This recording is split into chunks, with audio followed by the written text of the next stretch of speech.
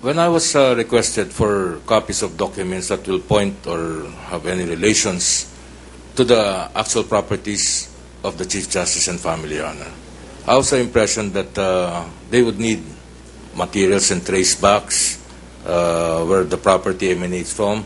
And so based on the capability of the computer that we are using, Your Honor, we just punch in the names of the people that were requested from us to do the search, Your Honor. And these are the family of the Chief Justice. And what we have, Your Honor, is a database, a data warehousing, wherein you only punch the keywords and everything else, Your Honor, is computer generated. So, all right, let me start.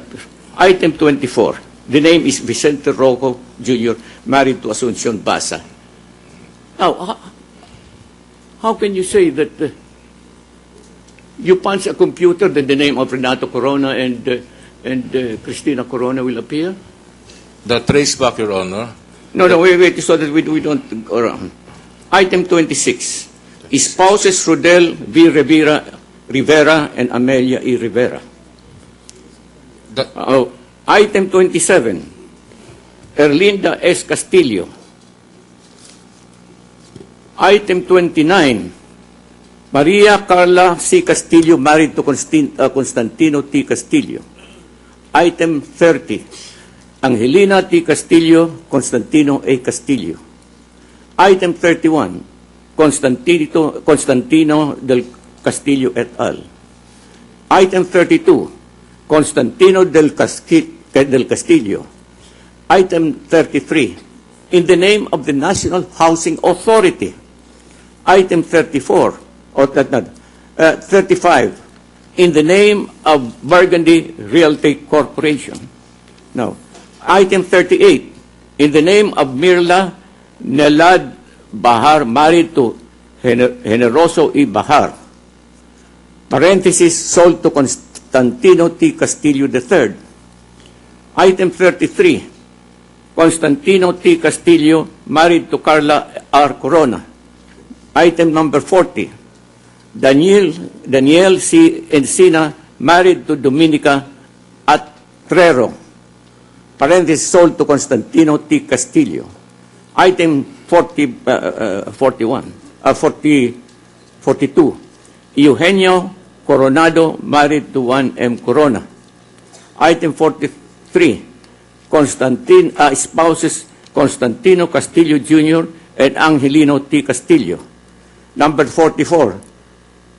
The name of Ismail A. Matay, which was mentioned by Senator Jinggoy.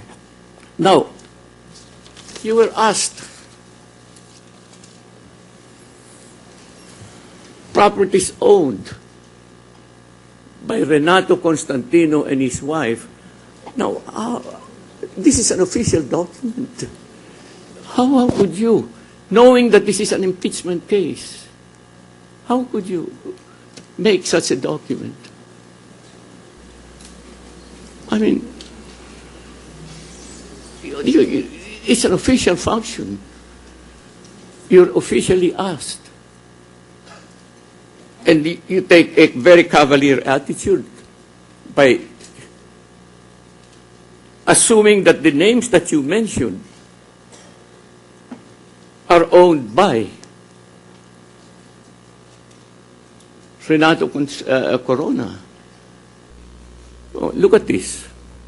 Your opening paragraph it is, pursuant to your official request for information relative to real estate properties registered in the name of Renato Corona et al. Please find enclosed herewith certified true copies of title registered in their names.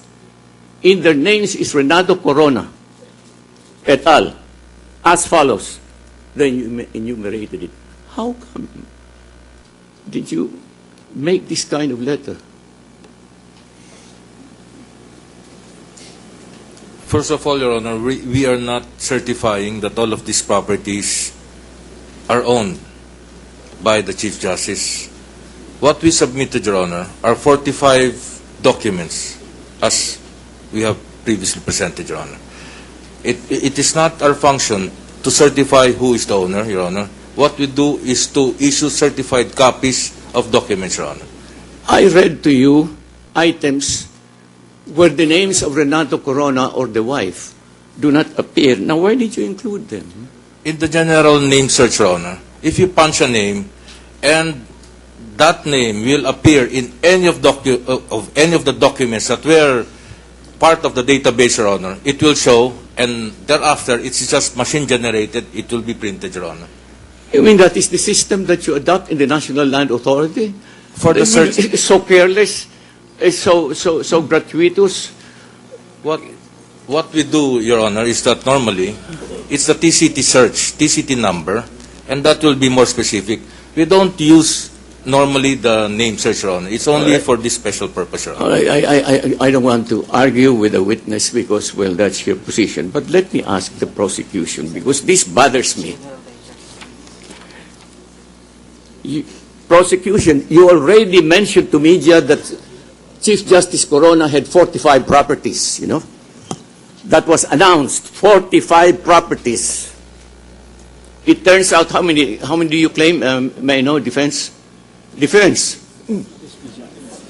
How many do you claim are owned by Renato Corona?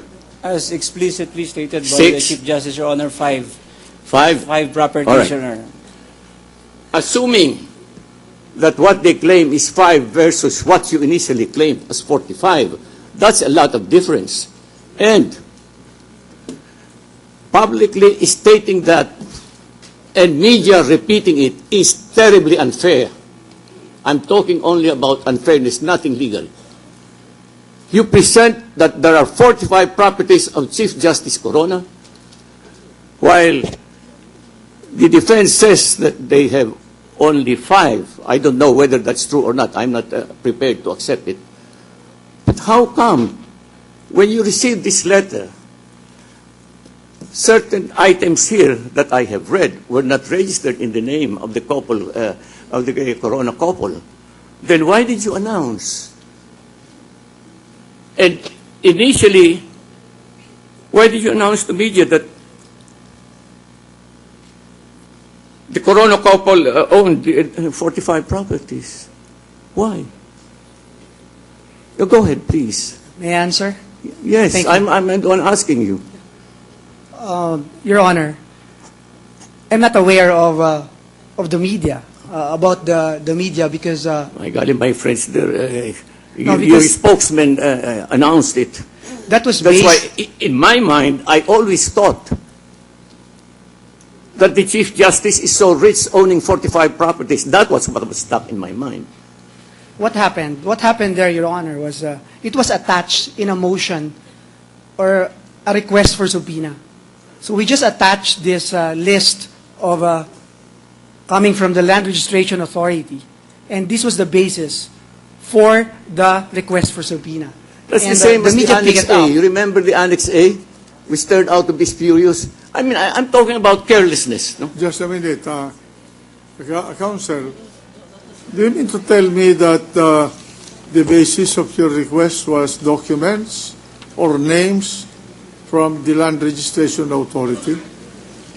Yes, Your Honor, this is the... Who gave you those names? No, the basis is this letter coming from the Land Registration Authority. So on... But that is an offshoot of your letter to the Land Registration Authority. That letter that enumerated the 45 titles. correct, Your Honor. That was we attached this in the request for the issuance of subpoena dated January 12, 2012. This is our request to subpoena the Chief Justice, Maria Cristina Corona, for the purpose of explaining and bringing along documents stated therein. So the media picked this up, and that explains it, Your Honor. But here, during the formal offer of evidence, we only submitted 21 titles out of 45 titles, Your Honor, as was manifested earlier by this representation. All right. You know, I don't want to say, but quite frankly, you misled the public by initially announcing 45. Is that fair? I mean, you just cannot say a person owns 45 and you are not sure.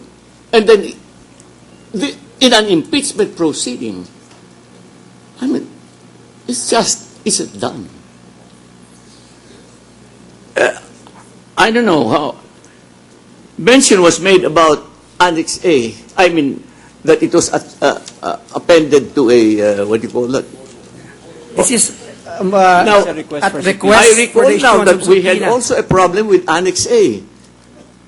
Annex A, because you appended it to a, I don't know what, but this was what turned out to be a spurious or what's this? A bank document, but that's neither here nor there. But Just let me, so that you can answer this one. You see, we have to think about this because this hearing is a nationally televised hearing, and impressions are made by the public. And somehow, it affects also, the vibrations affect the members of the Senate. We are trying to approach this in as objective a manner as we could. And I think that we will try to do a good job. But it is sickening that this incident has happened. I was not even listening to the testimony of the witness until I got. This was given to us. This list was given to us in the course of the proceedings. So I ran through it, and then I just thought that I'm just addressing this prosecution, Land Registration Authority. I'm not an expert in punching or what, so I wouldn't know. But I cannot imagine that a machine, you punch it and a name appears, then the Corona, there's already a connection with Corona. I mean, is that how these machines work? Meaning, you can imagine, no? You're looking for Corona. Then you punch a machine, then something else comes out, and then you don't double check it. What I'm saying to say, even if the name of Corona appeared, you should have double-checked it. Because this is an official document. This dated 10 January 2012. And you started, the first inquiry was, I think, can you please tell me, Mr. Witness, the first inquiry by phone, what date was that? I think January 4. Around that time, Your Honor. All right. January 4 was the first inquiry by phone. Yes, Your Honor. Of Congressman Tupas. No, Your Honor. By the media.